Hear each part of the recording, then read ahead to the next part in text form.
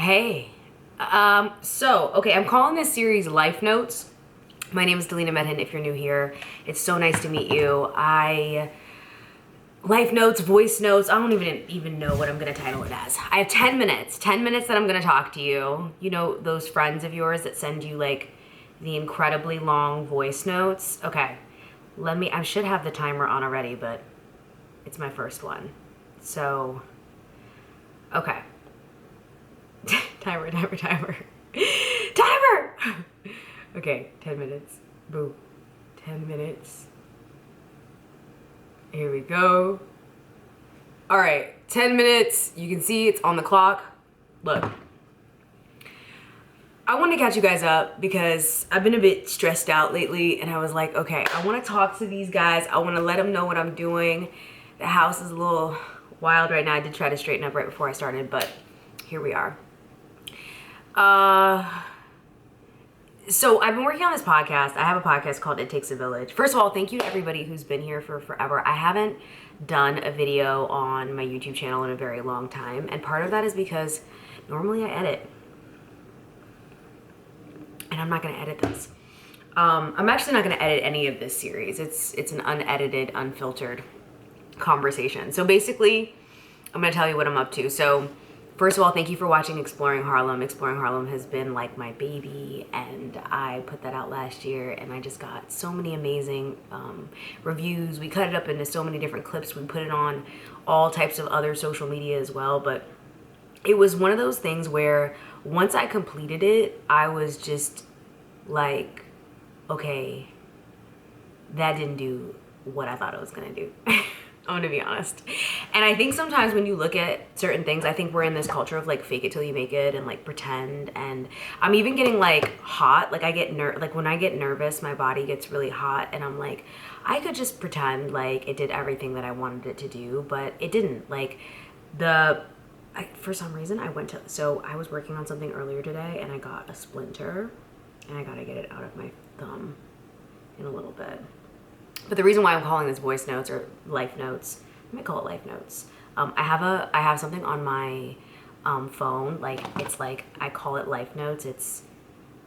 I go into my notes app, and I just, I don't know how you guys are, but like I'll type into the cloud, and I'll go like life notes, and I literally have like different notes that I make based off of things that I learn. And so I was like, well, what if I share my life notes out loud? Going back to the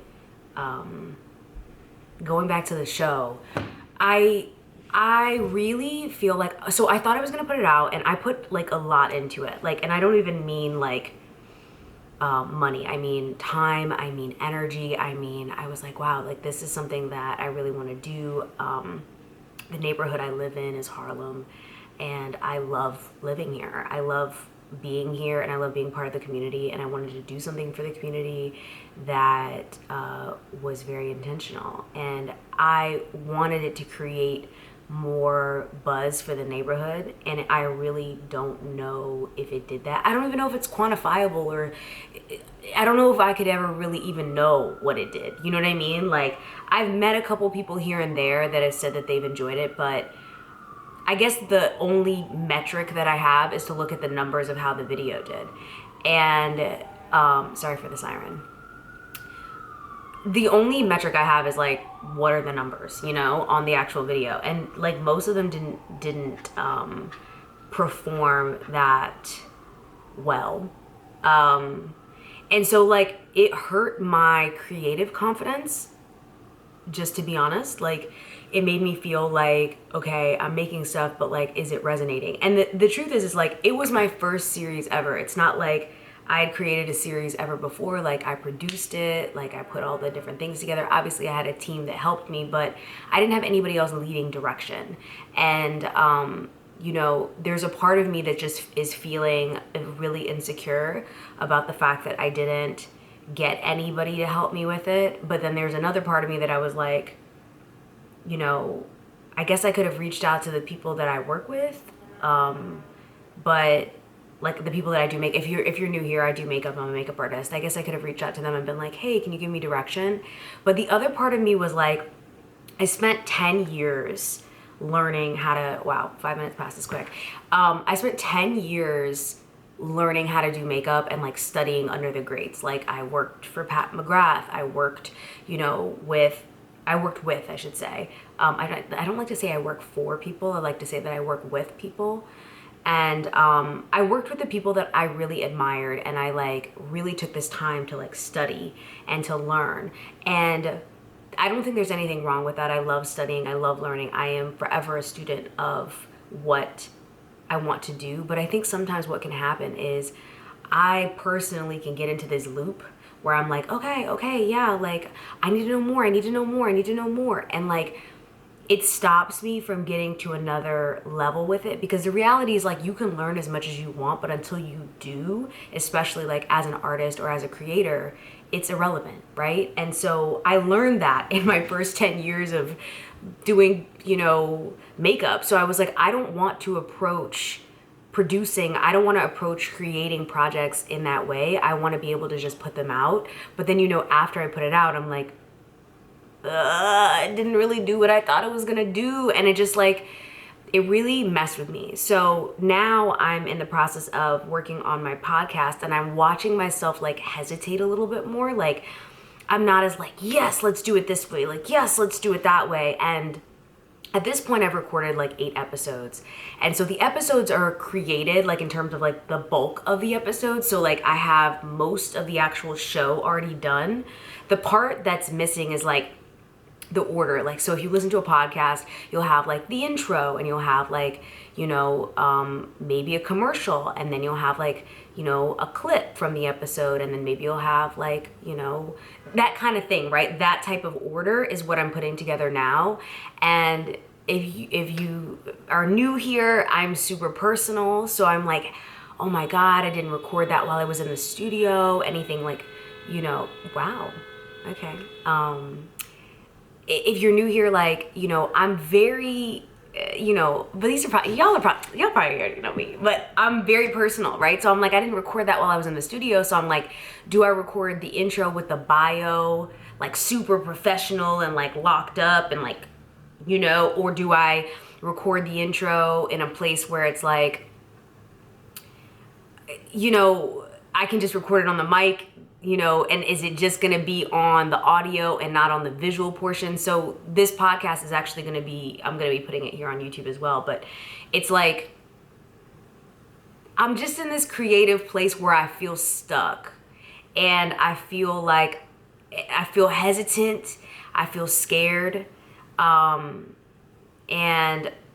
frozen,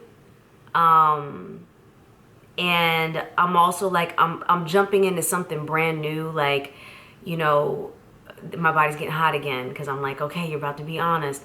And it's just like, I don't know if what I'm doing is like gonna resonate. But then the other part of me is like, who cares if it resonates, because you're doing it for you. And it's scary, y'all. It really is. It's scary, because it's like, I spent 10 years of my life being known as a makeup artist, and then all of a sudden I start making stuff that isn't in line with being a makeup artist, and it's like, what's my identity? And it started to make me think about like, what's my identity outside of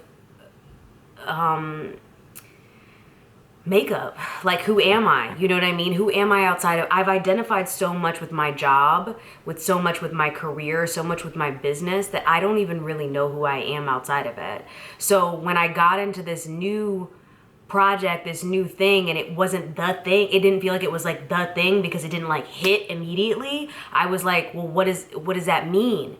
And then it's like, the internet teaches us like, oh, you got to show the final product, and everything's got to be super like dope, and like like everything's got to be like put together like Lego blocks. And when it's not, you feel scared and you feel vulnerable. So this is my anti to that, right? Like, I just want to share like what I'm thinking about and what I'm doing and what I'm working on. And the excitement is there. Don't get me wrong. The excitement is there for the podcast, because like, it's called It Takes a Village. If you're not already subscribed, we have 10 episodes already.